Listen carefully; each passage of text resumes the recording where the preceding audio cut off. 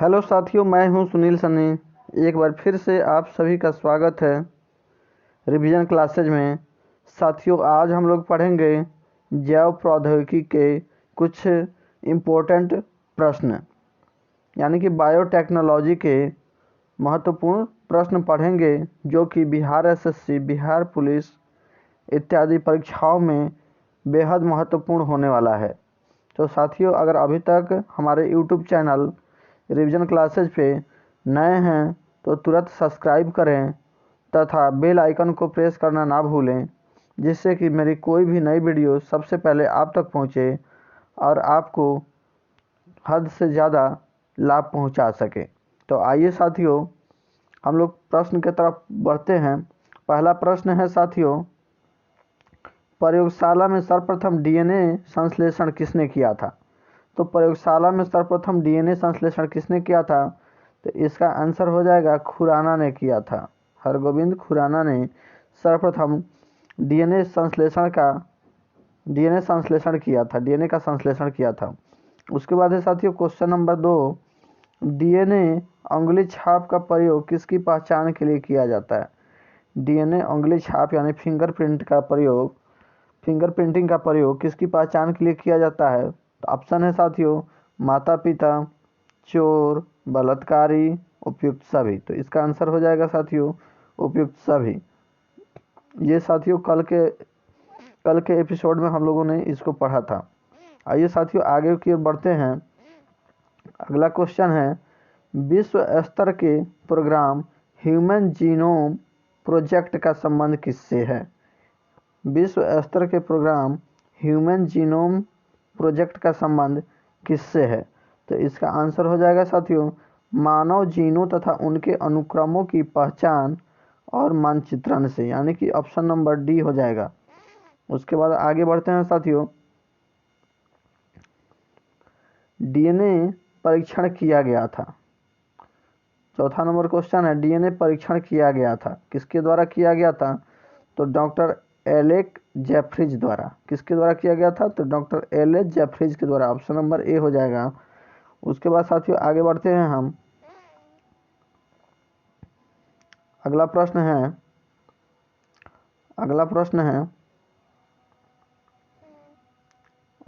है साथियों question number 5 है, निम्नलिखित में से कौन मानव जीनोम परियोजना से संबंधित सही तथ्य है? तो तथ्य दिया हुआ है साथियों, देखेंगे। पहला तथ्य है, यह परियोजना 1990 से 2003 के मध्य संपन्न हुई थी। यह सही है। इसका उद्देश्य अधिक शुद्ध व सूक्ष्म स्तर पर मानव जीनोम की विधियों का विकास करना है। यह भी सही है। भारत ने मानव जीनोम परियोजना में भाग लिया था, ये गलत है। तो ऑप्शन नंबर 1 और 2 हो जाएगा। तो इसका आंसर हो जाएगा 1 और 2, ऑप्शन नंबर बी हो जाएगा। आइए साथियों आगे बढ़ते हैं अगले क्वेश्चन के तरफ। प्रश्न है साथियों, निम्नलिखित में से किन्हें आनुवंशिकी इंजीनियरिंग का जनक कहा जाता है? आनुवंशिकी इंजीनियरिंग का जनक माना जाता है किनको? तो ऑप्शन है साथियों Paul Berg, Philip Drinker, Thomas Edison, Alpheus S Paffard junior. तो इसका साथियों आंसर हो जाएगा option number A Paul Berg. Paul Berg जो है आनुवंशिकी इंजीनियरिंग का जनक माना जाता है, पॉल बर्ग को। आइए साथियों आगे की ओर बढ़ते हैं। अगला क्वेश्चन है, निम्नलिखित में से कौन विधि या प्रक्रिया जैव प्रौद्योगिकी का है? निम्नलिखित में से कौन सी विधि या प्रक्रिया जो है जैव प्रौद्योगिकी का है? तो ऑप्शन है साथियों दही बनाना, अचार बनाना, आमाशय में दूध का जमना। साथियों इसमें से सभी जो है जैव प्रौद्योगिकी की प्रक्रिया है, यानी विधि है। तो इसका आंसर सभी हो जाएगा, यहाँ ऑप्शन गलत दिया है। उसके बाद साथियों आगे बढ़ते हैं, जीव के क्लोन के संबंध में निम्नलिखित में से कौन सा कथन सही है? जीव के क्लोन के संबंध में निम्नलिखित में से कौन सा कथन सही है? तो इसका आंसर हो जाएगा क्लोन जो है अलैंगिक विधि से उत्पन्न किया जाता है। क्लोन को अलैंगिक विधि के यानी बिना सेक्सुअल के विधि से जो है उत्पन्न किया जाता है। उसके बाद अगले प्रश्न की तरफ बढ़ेंगे साथियों। अगला प्रश्न है, हरगोविंद खुराना को आविष्कार के लिए सम्मानित किया गया। हरगोविंद खुराना को किस आविष्कार के लिए सम्मानित किया गया था? तो साथियों ऑप्शन है जीन संश्लेषण के लिए, दूसरा है प्रोटीन संश्लेषण के लिए, तीसरा है नाइट्रोजनी क्षारों के संश्लेषण के लिए, चौथा है उपरोक्त में से कोई नहीं। तो इसका आंसर हो जाएगा साथियों ऑप्शन नंबर 1। क्या हो जाएगा? इसका आंसर हो जाएगा ऑप्शन नंबर 1, जीन के संश्लेषण के लिए। उसके बाद है साथियों अगला प्रश्न देखेंगे, प्रश्न नंबर 10। एक वयस्क देहिक कोशिका से क्लोन की गई प्रथम स्तनपायी डॉली यानी भेड़ के बारे में कौन सा कथन सत्य नहीं है? तो इसका कौन सा कथन सत्य नहीं है? तो इसका चौथा कथन जो है सत्य नहीं है। डॉली का जन्म 1998 में हुआ था, यह सही नहीं है। बाकी जो है सभी सही है। ऑप्शन नंबर डी सही नहीं है। उसके बाद अगले प्रश्न की तरफ बढ़ते हैं साथियों। अगला प्रश्न है, निम्नलिखित में से कौन सा मनुष्य द्वारा निर्मित आनुवंशिक रूप से अभियांत्रिक प्रथम जीवित जीव है? क्या है? निम्नलिखित में से कौन मनुष्य द्वारा निर्मित आनुवंशिक रूप से अभियांत्रिक प्रथम जीवित जीव है? तो इसका आंसर हो जाएगा साथियों डॉली। डॉली एक ऐसा जीव है जो आनुवंशिक रूप से अभियांत्रिक प्रथम जीवित जीव है। अगला प्रश्न है साथियों, डीएनए फिंगरप्रिंट का निर्धारण किया जाता है। डीएनए फिंगरप्रिंट का निर्धारण किस लिए किया जाता है? तो ऑप्शन नंबर डी हो जाएगा इसका आंसर, डीएनए तंतु में क्षारक युग्मों के क्रम से। डीएनए तंतु में क्षारक युग्मों के क्रम को पता लगाने के लिए किया जाता है। उसके बाद है साथियों अगला प्रश्न है, जैव प्रौद्योगिकी शब्द किस वैज्ञानिक ने दिया था? जैव प्रौद्योगिकी शब्द किस वैज्ञानिक ने दिया था?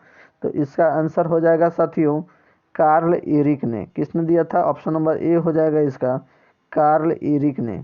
किसने दिया था? कार्ल एरिक ने। अगले प्रश्न की ओर बढ़ते हैं साथियों। प्रश्न नंबर हमारा होगा 14। 14 नंबर प्रश्न में कह रहा है साथियों, एक जीन एक एंजाइम संकल्पना दी थी। एक जीन एक एंजाइम संकल्पना दी थी, किसने दी थी? तो ऑप्शन है बीडल और टेटम ने, बी में है अरुणाचलम ने, सी है लुई पास्चर ने, डी है अलेक्जेंडर फ्लेमिंग ने। तो साथियों इसका आंसर हो जाएगा बीडल और टेटम ने। ऑप्शन नंबर ए हो जाएगा बीडल और टेटम ने। उसके बाद है साथियों अगला क्वेश्चन, जीन और जेनेटिक्स शब्दों का उपयोग सर्वप्रथम किया। जीन और जेनेटिक्स शब्दों का सर्वप्रथम उपयोग किसने किया? तो इसका आंसर हो जाएगा साथियों ऑप्शन नंबर ए, जोहानसन एवं वाटसन ने। जोहानसन और वाटसन ने जीन और जेनेटिक्स शब्दों का सर्वप्रथम उपयोग किया। आगे बढ़ते हैं साथियों अगले प्रश्न की तरफ। अगला प्रश्न कह रहा है साथियों, जैव प्रौद्योगिकी द्वारा कैंसर के उपचार के लिए तैयारी की गई औषधि है। यानी बायोटेक्नोलॉजी के द्वारा कैंसर के उपचार के लिए तैयार की गई औषधि कौन है? तो इंटरफेरॉन, बी है इंसुलिन, सी है HGH, डी है TSH। तो साथियों इसका आंसर हो जाएगा ऑप्शन नंबर ए, इंटरफेरॉन हो जाएगा। क्या होगा? इंटरफेरॉन। अगला क्वेश्चन है साथियों क्वेश्चन नंबर 17, निम्नलिखित में से किस एक का संबंध ह्यूमन जीनोम परियोजना से है? निम्नलिखित में से किस एक का संबंध जो है ह्यूमन जीनोम परियोजना से संबंधित है? तो साथियों इसका आंसर हो जाएगा ऑप्शन नंबर डी, मानव जीनों और अनुक्रमों की पहचान और मानचित्रण से। किससे? मानव जीनों और उनके अनुक्रमों की पहचान और मानव चित्रण से। अब साथियों बढ़ते हैं अगले प्रश्न की तरफ। प्रश्न नंबर 18 है मानव उपभोग के लिए लाइसेंस प्राप्त करने वाला प्रथम जीएम खाद है। मानव उपयोग के लिए लाइसेंस प्राप्त करने वाला प्रथम जीएम खाद है।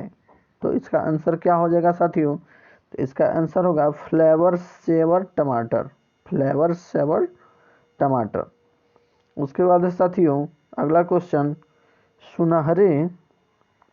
सुनहरे यानी कि गोल्डन चावल है। तो इसका क्या हो जाएगा आंसर? सुनहरे यानी कि गोल्डन चावल है। क्या है?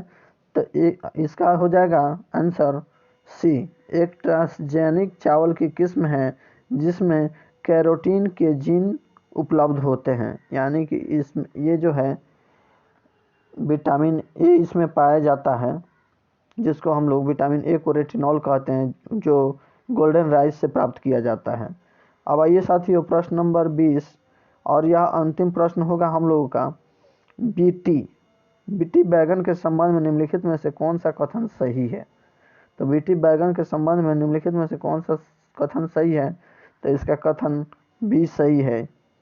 यह एक आनुवंशिक रूप से परिवर्तित बैगन है। क्या है? आनुवंशिक रूप से परिवर्तित बैगन है। तो साथियों आज के एपिसोड में इतना ही। साथियों अगर ये एपिसोड अच्छा लगा हो तो फटाफट लाइक करें, अपने साथियों के साथ ज़्यादा से ज़्यादा शेयर करें, कमेंट करें। धन्यवाद। आपका दिन शुभ हो।